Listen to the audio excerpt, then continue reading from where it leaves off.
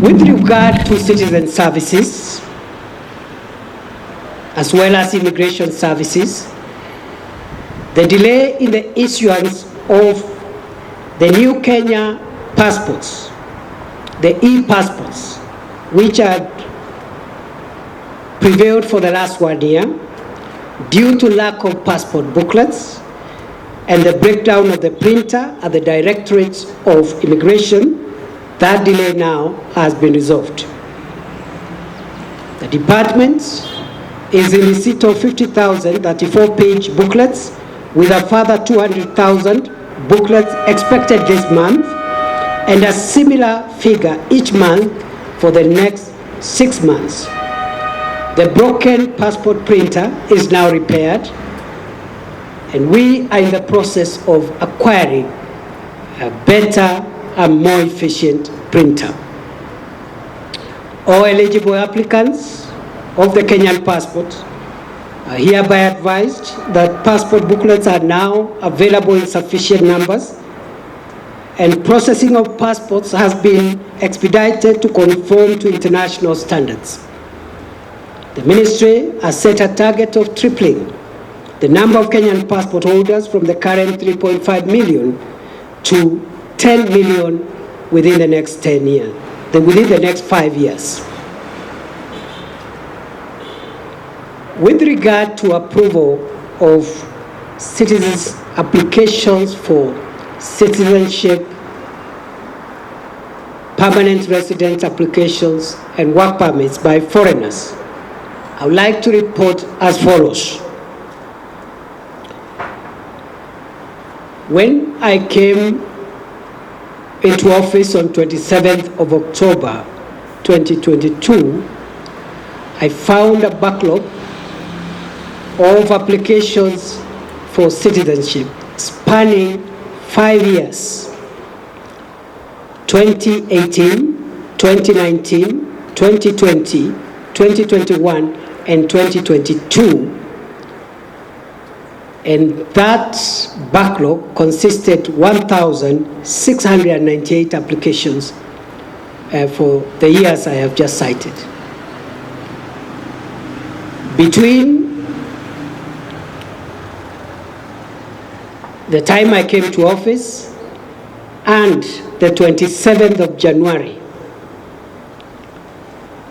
another 421 applications had already been processed, gone through the various institutional vettings and recommendations of the various bodies and committees pursuant to the dictates of our Constitution and the Citizen and Immigration Acts. I am happy to report as follows. By 27th of January 2023, I have cleared and made a determination on all the 1,698 applications for citizenship which have been pending for the period 2018 to 2022, and I have also made a determination and cleared all the 421 applications that had been processed and were only waiting for the signature of the minister by the 27th of January 2023.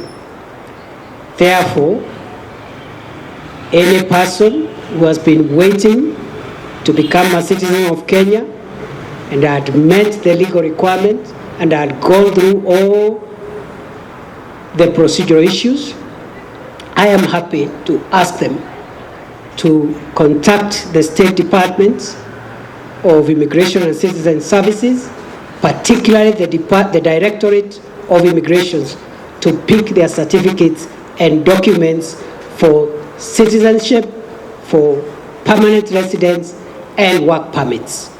Over and above what I have said, I would like to say also, some of these applications, although made 3 years ago, involve people who have stayed in our country for many years. And when I was clearing the backlog, I stumbled on an applicant who I happened by chance to know. a person from Pakistan called Tamina Kadabai, who has been in Kenya continuously since 1971, has lived in Kenya, and in fact was my high school teacher at Lenana school for 4 years. She's never left the country. She's never been charged with a crime. There is no adverse report against her. She's now approaching 90, and she has been waiting for a determination on her residency status because of her failing health at advanced age. And you know, when we give these statistics, fellow Kenyans, we are talking about real people. We are talking about real people who, some of them have been waiting in agony. And I've just given that example. And I know there are many more deserving cases who have waited for years for no apparent reason. I have also approved 815 applications for citizenship for spouses and dependents of Kenyan citizens.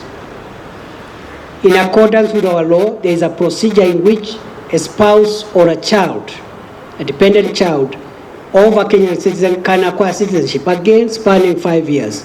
All of them now are cleared. All those spouses and children of Kenyan citizens who have been waiting for this service, that service has been rendered fully and completely. I have also signed 808 applications from Kenyans who had sought to regain the citizenship of Kenya because, as you're aware, under the old constitution, a Kenyan could not be a national of another country. Dual citizenship was not permitted. But after the constitution came into effect in 2010, it was made possible for someone who had lost Kenyan citizenship by denouncing the Kenyan citizenship and taking up the citizenship of another country under the old constitution. They have an opportunity under the current constitution to apply for regaining Kenyan citizenship. And again, these are Kenyans. These are people of Kenya. They are just saying, because the law never permitted before, now that the law permits, we would want to enjoy the citizenship of where we live, but also regain the citizenship of our country of birth. All 808 applications have also been determined and processed. And I want to ask them, their relatives, to go and pick their citizenship certificates and enjoy the liberties of the new constitution for dual citizenship. I have directed the Directorate of Immigration Services and the State Department for Immigration and Citizen Services to ensure all decisions on all applications for citizenship, permanent residency, and work permits must be processed within 21 days from the date of application. On my part, I pledge to make my determination and convey my decision on the recommendations that are forwarded to me within 7 days after those recommendations have been received at my desk.